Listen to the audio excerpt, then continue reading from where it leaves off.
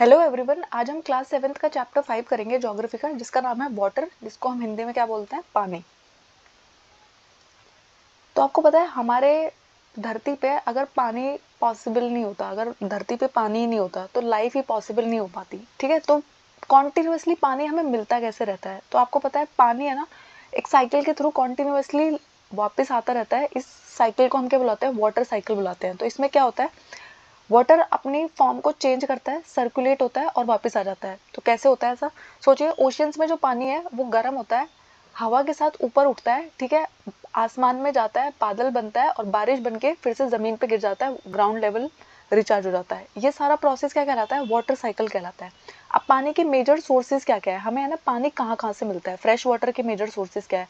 तो नदियों से, तालाब से, झरनों से, ठीक है, ग्लेशियर से। ग्लेशियर्स क्या होते हैं? रिवर्स ऑफ आइस, यानी कि पूरा बर्फ जो जमा रहता है उसको हम क्या बुलाते हैं? ग्लेशियर्स बुलाते हैं। ठीक है, उसके अलावा है ना, ओशियन बॉडीज और सी के अंदर भी पानी है, लेकिन वो कैसा पानी है? सॉल्टी वाटर है। अब वो पानी सॉल्टी क्यों है? क्योंकि उसके अंदर है ना, नमक घुला हुआ है, बहुत ज्यादा मात्रा में नमक घुला हुआ है। उस पानी को हम पीने के लिए इस्तेमाल नहीं कर सकते। ठीक है,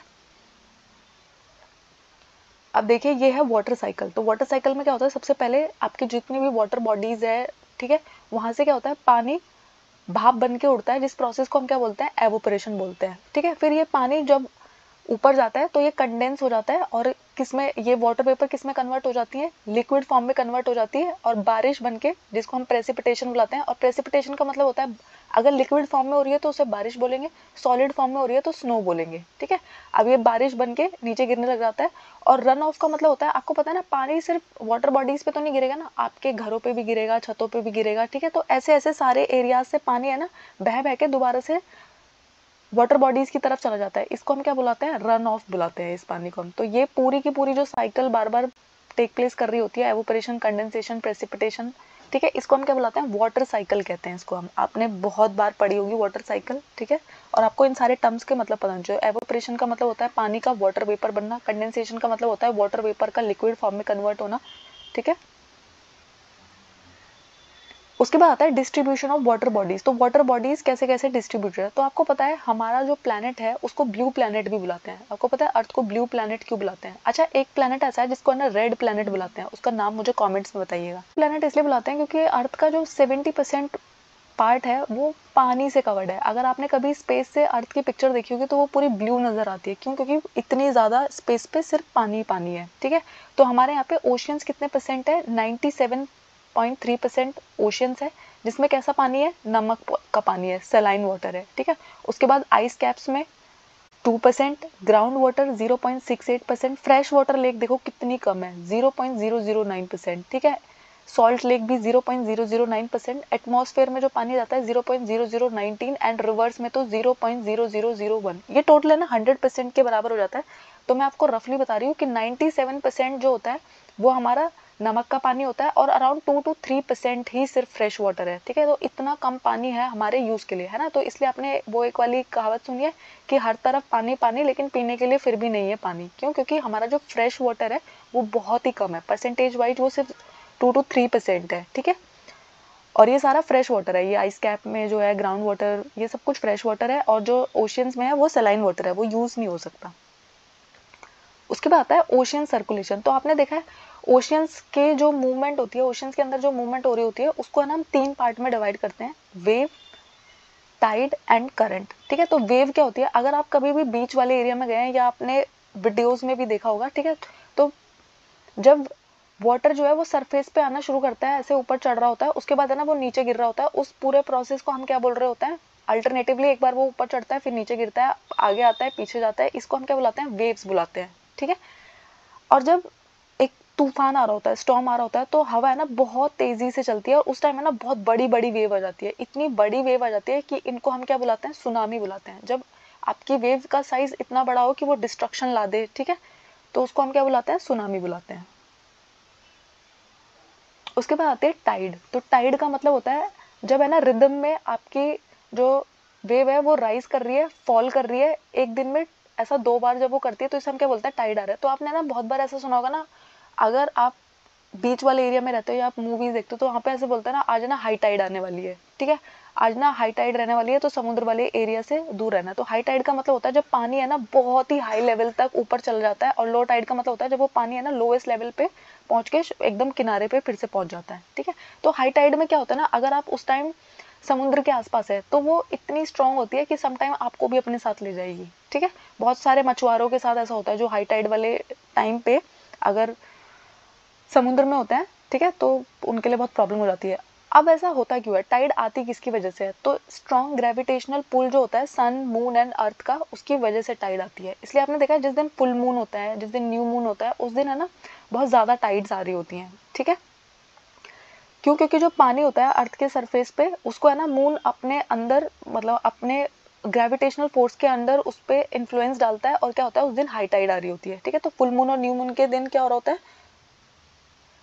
क्योंकि उस दिन है ना सन मून और अर्थ जो होते हैं वो तीनों एक लाइन में होते हैं, और टाइड सबसे ज्यादा हाईएस्ट होती है उस दिन, सबसे ऊंची ऊंची टाइड आ रही होती है, और इन टाइड को हम क्या बुलाते हैं, स्प्रिंग टाइड्स बुलाते हैं। ठीक है, फुल मून का मतलब होता है जिस दिन है ना पूरा चांद निकला होता है, जिसको हम पूर्णिमा बुलाते हैं। न्यू मून का मतलब होता है अमावस्या, जिस दिन चांद बिल्कुल दिखाई नहीं देता है। ठीक है, मैंने ये आपको 6th क्लास की ज्योग्राफी में भी पढ़ा रखा है, हमारी 6th क्लास की ज्योग्राफी कंप्लीट हो चुकी है।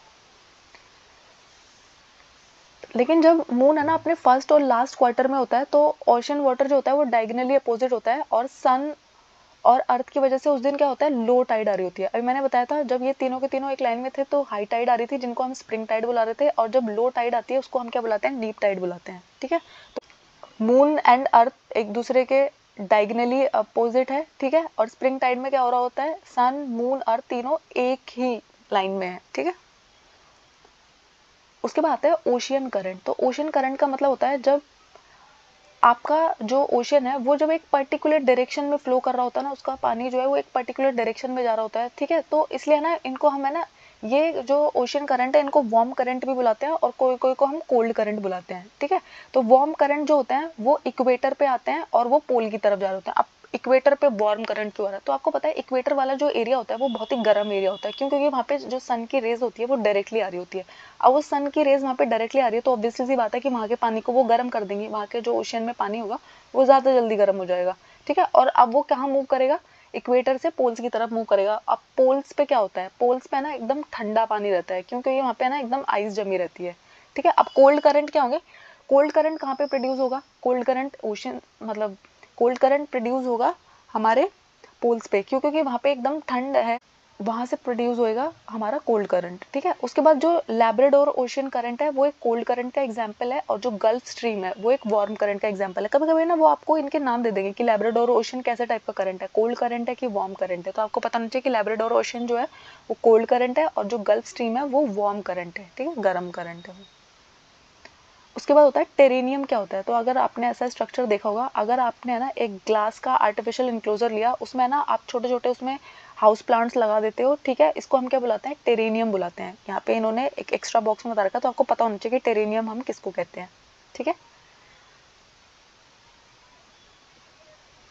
उसके बाद आता है सेलिनिटी। तो सेलिनिटी का मतलब क्या होता है, तो सेलिनिटी का मतलब होता है किसी चीज में ना कितना नमक है। ठीक है, तो अगर मैंने आपको 1 लीटर पानी दिया है उसमें कितने ग्राम नमक है, इस चीज को हम क्या बोलेंगे, सेलिनिटी बोलेंगे। ठीक है, तो ओशियन की जो एवरेज सैलिनिटी है वो 35 पार्ट्स पर 1000 है। ठीक है, अब आपको पता है इसराइल में एक सी है जिसका नाम है डेड सी। ठीक है, इसकी जो सैलिनिटी है वो बहुत ही हाई है, कितनी है, 340 ग्राम्स पर लीटर ऑफ वाटर। ठीक है, इसमें ना अगर आप स्विम कर रहे हो तो आप है ना डूबोगे नहीं, अगर आपको तैरना नहीं आता आप डूबोगे नहीं। क्यों, क्योंकि इसके अंदर है ना इतना सॉल्ट है कि वो आपको है ना डेंसिटी की वजह से है ना डूबने नहीं देता है, और हमेशा आपको फ्लोट कराता रहता है। ठीक है, तो डेड सी कहाँ पे है, इसराइल में है। ठीक है, और वर्ल्ड वाटर डे हम कब मनाते हैं, ठीक है, पानी दिवस कब मनाते हैं, विश्व पानी दिवस कब मनाते हैं, 22 मार्च को होता है। ठीक है, तो आपको पता होना चाहिए वर्ल्ड वाटर डे कब होता है। अब मेरे को बताना कमेंट्स में वर्ल्ड एनवायरमेंट डे कब होता है। ठीक है, सुनामी जो है वो एक जापानीज वर्ड है जिसका मतलब होता है हार्बर वेव्स। तो हार्बर वेव्स, ठीक है, हार्बर जो होते हैं यानी कि जो आपका पोर्ट होता है, ठीक है, नेचुरल पोर्ट होता है, उसको हम हार्बर बुलाते हैं। तो है ना जब ये हार्बर वेव्स आती है ये ना उसको भी डिस्ट्रॉय कर देती हैं। समटाइम आपको देखा ना सुनामी तो इतने दूर दूर तक डिस्ट्रक्शन कॉज कर देती है। ठीक है,